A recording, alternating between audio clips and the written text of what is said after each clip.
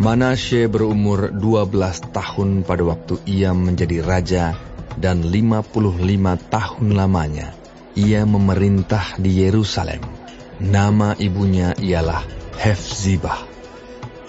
Ia melakukan apa yang jahat di mata Tuhan, sesuai dengan perbuatan keji bangsa-bangsa yang telah dihalau Tuhan dari depan orang Israel. Ia mendirikan kembali bukit-bukit pengorbanan yang telah dimusnahkan oleh Hizkia ayahnya. Ia membangun mesbah-mesbah untuk Baal, membuat patung Asyera seperti yang dilakukan Ahab, raja Israel, dan sujud menyembah kepada segenap tentara langit dan beribadah kepadanya. Ia mendirikan mesbah-mesbah di rumah Tuhan, walaupun sehubungan dengan rumah itu, Tuhan telah berfirman, "Di Yerusalem, aku akan menaruh namaku." Dan ia mendirikan juga mesbah-mesbah bagi segenap tentara langit di kedua pelataran rumah Tuhan.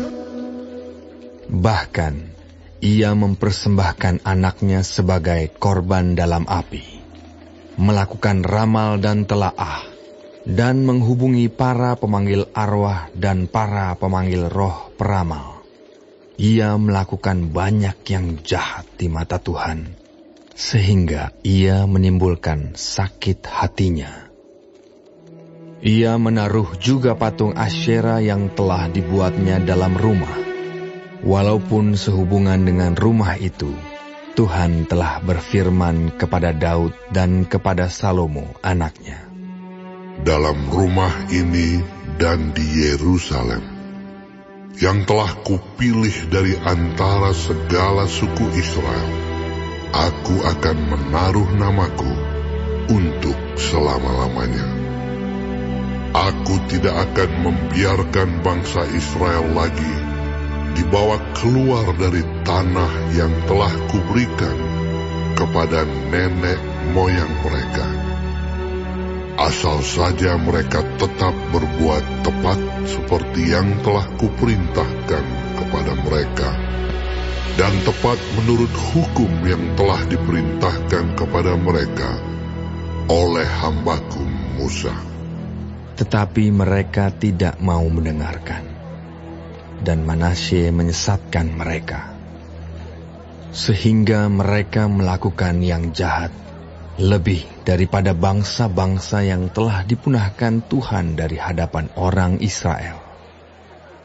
Kemudian berfirmanlah Tuhan dengan perantaraan para hambanya, yakni para nabi, "Oleh karena Manasye, Raja Yehuda, telah melakukan kekejian-kekejian ini, berbuat jahat lebih daripada segala yang telah dilakukan oleh orang Amori yang mendahului dia, dan dengan berhala-berhalanya, ia telah mengakibatkan orang Yehuda berdosa pula. Sebab itu beginilah firman Tuhan Allah Israel, sesungguhnya aku akan mendatangkan malapetaka atas Yerusalem dan Yehuda, sehingga setiap orang yang mendengarnya akan bising kedua telinganya. Dan aku akan merentangkan atas Yerusalem tali pengukur sama seperti atas Samaria, dan tali unting-unting sama seperti atas keluarga Ahab. Dan aku akan menghapuskan Yerusalem seperti orang menghapus pinggan, yakni habis dihapus, dibalikkan pula menungging. Aku akan membuangkan sisa milik pusakaku, dan akan menyerahkan mereka ke dalam tangan musuh-musuh mereka, sehingga mereka menjadi jarahan dan menjadi rampasan bagi semua musuh mereka.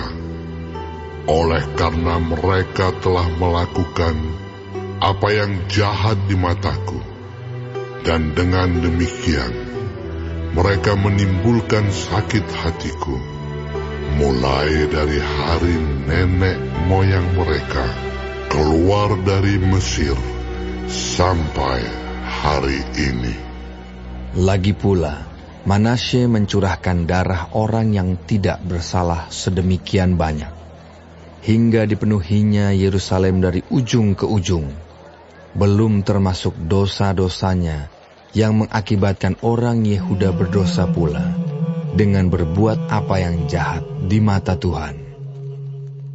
Selebihnya dari riwayat Manasye, segala yang dilakukannya dan dosa-dosa yang diperbuatnya, bukankah semuanya itu tertulis dalam kitab sejarah raja-raja Yehuda? Kemudian Manasye mendapat perhentian bersama-sama dengan nenek moyangnya, dan ia dikuburkan di taman istananya, di taman Uza. Maka Amon, anaknya, menjadi raja menggantikan dia. Amon berumur 22 tahun pada waktu ia menjadi raja, dan 2 tahun lamanya ia memerintah di Yerusalem. Nama ibunya ialah Mesulemet binti Harus dari Yotba. Ia melakukan apa yang jahat di mata Tuhan, seperti yang telah dilakukan Manasye ayahnya. Ia hidup sama seperti ayahnya dahulu, sambil beribadah kepada berhala-berhala yang disembah oleh ayahnya dan sujud menyembah kepada mereka. Ia meninggalkan Tuhan, Allah nenek moyangnya, dan tidak hidup menurut kehendak Tuhan. Dan pegawai-pegawai Amon mengadakan persepakatan melawan dia dan membunuh raja di istananya. Tetapi rakyat negeri itu membunuh semua orang yang mengadakan persepakatan melawan Raja Amon. Dan rakyat negeri itu mengangkat Yosia, anaknya, menjadi raja menggantikan dia. Selebihnya dari riwayat Amon, apa yang dilakukannya, bukankah semuanya itu tertulis dalam kitab sejarah raja-raja Yehuda? Kemudian ia dikuburkan dalam kuburnya di taman Uza. Maka Yosia anaknya menjadi raja menggantikan dia.